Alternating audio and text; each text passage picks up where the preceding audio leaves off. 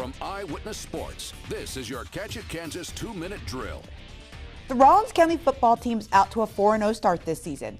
And while many may think that's not all that impressive, considering the Buffaloes made the transition from 11 to 8-man football this year, the Buffs tell me the transition is harder than you might think.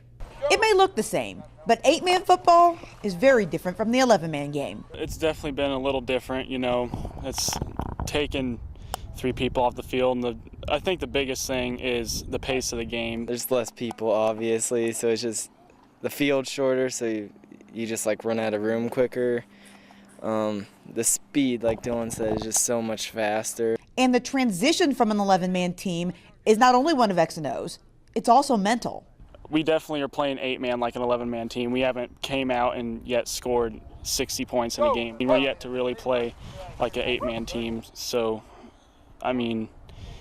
once we get there, hopefully next few games we get some points up on the board and start looking like an 8-man team instead of an 11-man team. But the move was one the Buffs had to make because of shrinking numbers and, shrinking players. Our kids are a lot smaller than we used to. We used to be all 200 pounds, and now we're 135 pounds on the offensive line trying to block 225-pound kids, which makes a big difference. The whole cliche about the big school dropping down to 8-man is not necessarily true for us. Despite the challenges, the Buffs have just found a way to win, and they're now focused on renewing the tradition of Rawlins County football. We've started winning the last couple of years more than I think the kids thought we might, so I think it's really brought a whole new meaning to our tradition, and hopefully we're bringing it back. The Buffs will try to stretch their record out to 5-0 Friday when they visit Hill City.